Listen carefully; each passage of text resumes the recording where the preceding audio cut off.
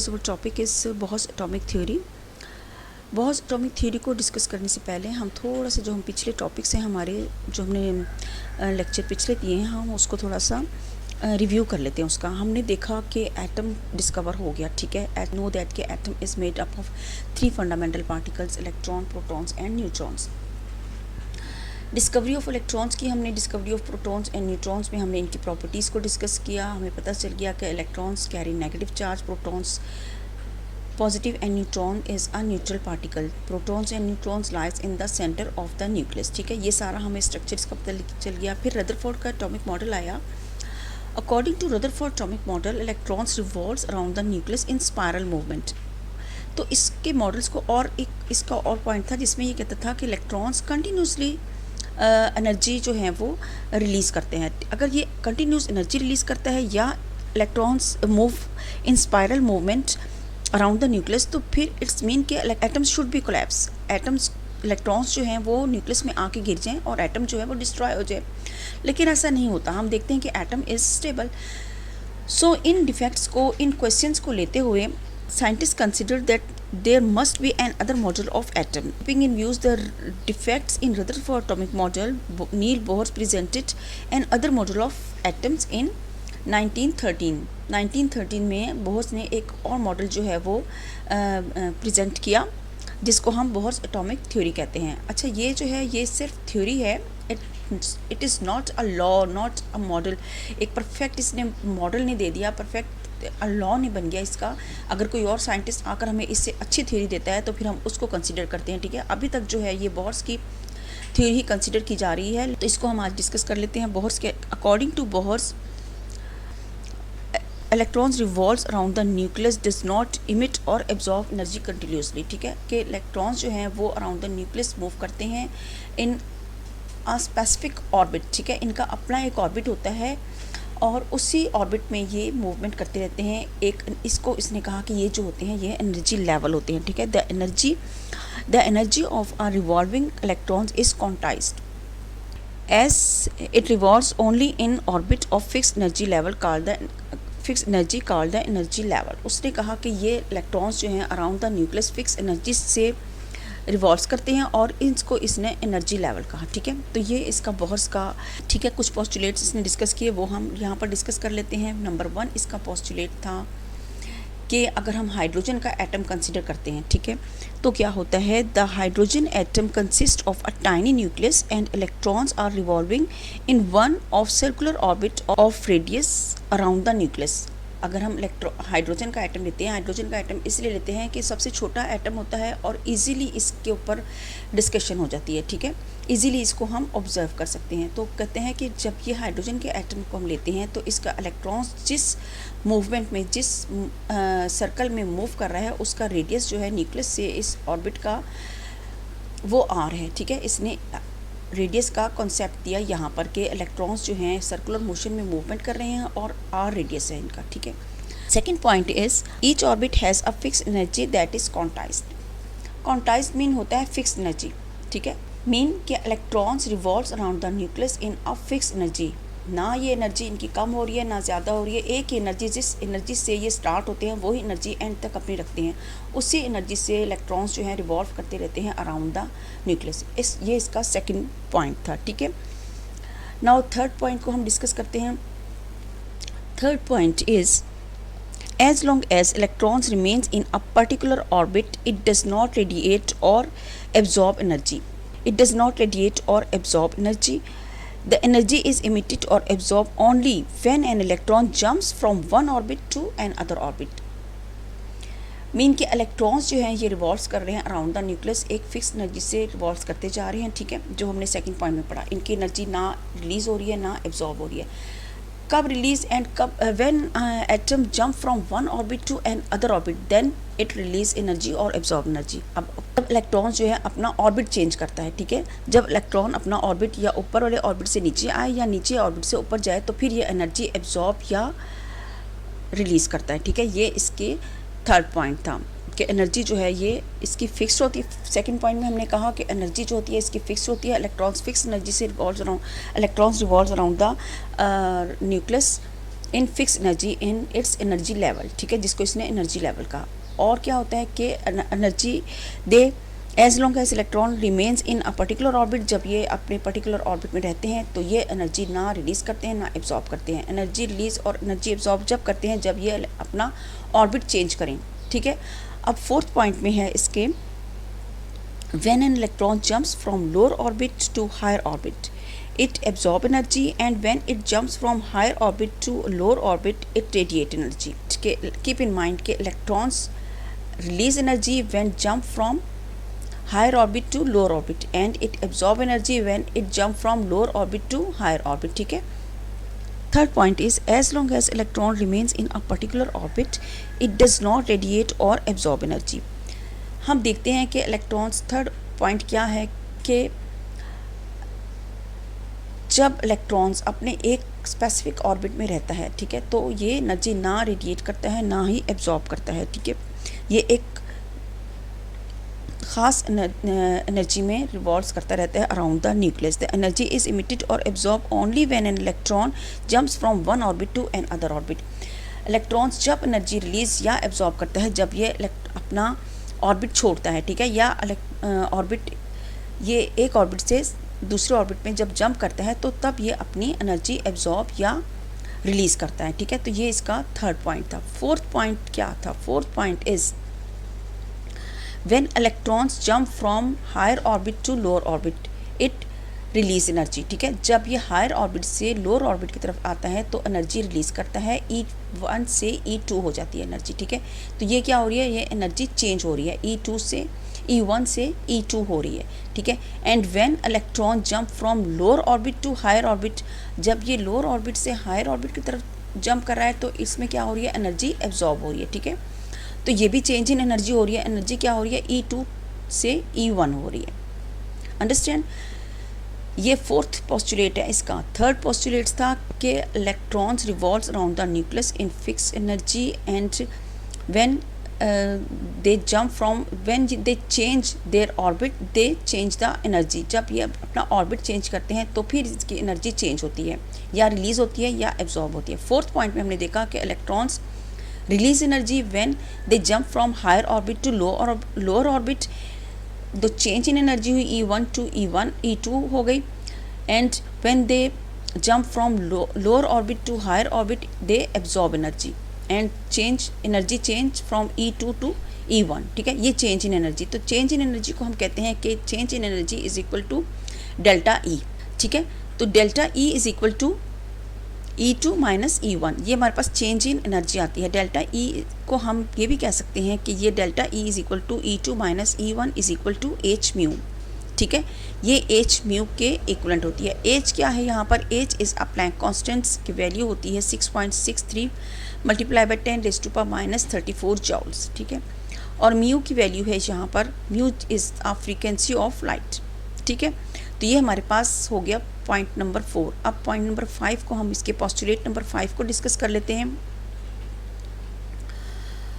Postulate number 5 है इसका fix angular momentum.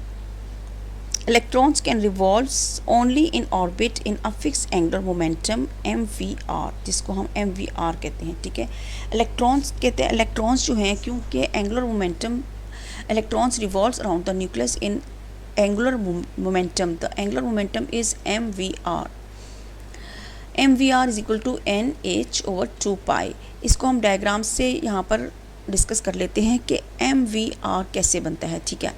Angular momentum हम कह रहे हैं। एंगुलर मोमेंटम जो होता है किसी भी बॉडी का, जो बॉडी सर्कुलर मूवमेंट करती है उसको हम कहते हैं कि वो एंगुलर मोमेंटम में मूवमेंट कर रही है। अब यहाँ पर बॉडी कौन सी है? बॉडी है यहाँ पर इलेक्ट्रॉन्स, ठीक है। इलेक्ट्रॉन्स क्या यहाँ पर आ जाएगा? M जो है यहाँ पर M is represent by the mass of electron, ठीक है। V is the velocity of electrons in which electrons move around the nucleus. वो वेलोसिटी इलेक्ट्रॉन्स के, जिस वेलोसिटी के थ्रू ये इलेक्ट्रॉन्स जो है अराउंड द न्यूक्लियस रिवॉल्व्स कर रहा है, ठीक है, उसको V कहते हैं।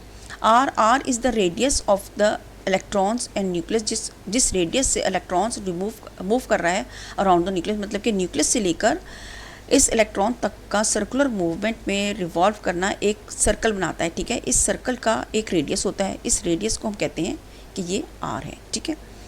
अब यहाँ पर n क्या है, बात करते हैं n की। n is the number of orbit having value 1 2 3। ये देखिए नंबर 1 ऑर्बिट होगा, n is equal to number 1, n is equal to 2, मतलब कि second orbit 2 number, third orbit 3 and fourth orbit and so on. ठीक है, इस तरह ऑर्बिट जितने ज़्यादा बढ़ते जाएंगे उतनी ही इसकी जो नंबर है वो इंक्रीज होते जाएंगे। Basically n is the number of orbit on which the electrons moving around the nucleus. ठीक है, इसको हम कहते हैं। और डेल्टा ई हमें पता चल गया, डेल्टा ई क्या है, चेंज इन एनर्जी है, E2 माइनस E1। और डेल्टा ई किसके इक्विवेलेंट होता है, h म्यू के। h हमें पता चल गया कि h is the Planck constant और mu is the frequency of light. अच्छा जी, ये हमारे पास आ गए, इसके 5 पॉइंट्स हमने डिस्कस कर लिए। ठीक है, अब हमारे पास आता है एक क्वेश्चन जो मोस्टली पेपर्स में आता है और बहुत इंपॉर्टेंट क्वेश्चन है, 2 मार्क्स का होता है। स्टूडेंट्स, इस क्वेश्चन को आपने कभी नहीं छोड़ना। Find out the value of angular momentum of orbit 2। ठीक है, ऑर्बिट 2 मीन्स n। यहाँ पर हमें n का नंबर पता चल गया। कहते हैं कि एक आपके पास ऑर्बिट 2 है, उसका आप एंगुलर मोमेंटम बताएं क्या होता है। तो हम इजीली कैलकुलेट कर सकते हैं कि हमारे पास फार्मूला है mvr is equal to nh over 2 pi. इनकी हमें सबकी वैल्यूज़ पता चल गई। n की हमें वैल्यू नहीं पता थी, उन्होंने हमें बता दी कि 2 है। ठीक है, n की वैल्यू 2 है। 2 ऑर्बिट का कह रहे हैं, एंगुलर मोमेंटम आप फाइंड आउट करें। तो हमारे पास वैल्यूज़ क्या क्या हमारे पास गिवन डाटा है, n is equal to 2, h की वैल्यू हमें पता है 6.63 multiply by 10 raise to power 34 joules. ठीक है, ये जॉल सेकंड इसका यूनिट है। जैसे कि यूनिट सबके हम देखते हैं कि यूनिट होता है, हर चीज़ का मेजरमेंट के लिए कोई ना कोई यूनिट होता है। बाज़ार में हम कोई सब्ज़ी वगैरह लेने जाते हैं, किलोज़ में लेते हैं, बनानास हम डजन्स में लेते हैं, कोई हमने राइस वगैरह लेने होते हैं तो वो हम किलोग्राम्स में लेते हैं, कपड़ा वगैरह लेते हैं तो हम यार्ड्स में लेते हैं ना। तो हर चीज़ की एक यूनिट होता है। तो इसी तरह प्लैंक्स कांस्टेंट का एच का भी यूनिट है। नेक्स्ट हमारे पास आता है पाई की वैल्यू होती है जी 3.14 या इसकी वैल्यू 22 ओवर 7 भी होती है। ठीक है, तो ये इसकी वैल्यू भी फिक्स होती है पाई की।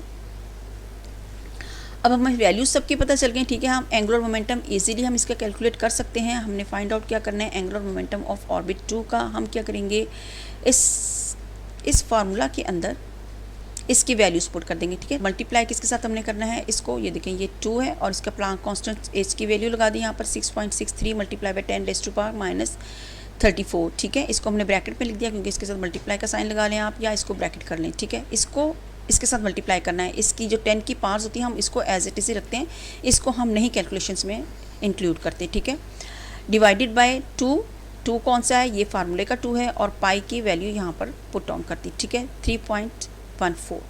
इन सबको, इन दोनों को मल्टीप्लाई किया, इनको मल्टीप्लाई किया, इसको मल्टीप्लाई करके इसके साथ डिवाइड किया, तो हमारे पास आंसर आ जाता है 2.111 multiply by 10 raise to power 34 minus 34 joules second. ठीक है, तो ये हमारे पास इसका आंसर आ गया। तो ये मैंने आपको एक शॉर्ट क्वेश्चंस भी इसके साथ करवा दिया जो बहुत इंपॉर्टेंट है। तो इस तरह हमने आज जो डिस्कस किया, बहुत एटॉमिक मॉडल्स किया। अच्छा, एक और बात यहाँ पर आपको बता दूँ कि atoms depends on the electron present in the atom या protons present in the atom. यहाँ पर 2 एटम्स आपको कंपेयर करवा रही हूँ। एक मैंने लिया है हाइड्रोजन का atom and second is beryllium. ठीक है, बेरिलियम्स के 4 इलेक्ट्रॉन्स होते हैं। ठीक है, 4 प्रोटॉन्स होते हैं। इट्स मीन कि इसके जितने हमने पहले चैप्टर्स में पढ़ चुके हैं, फर्स्ट चैप्टर में कि electrons and protons equal, always equal.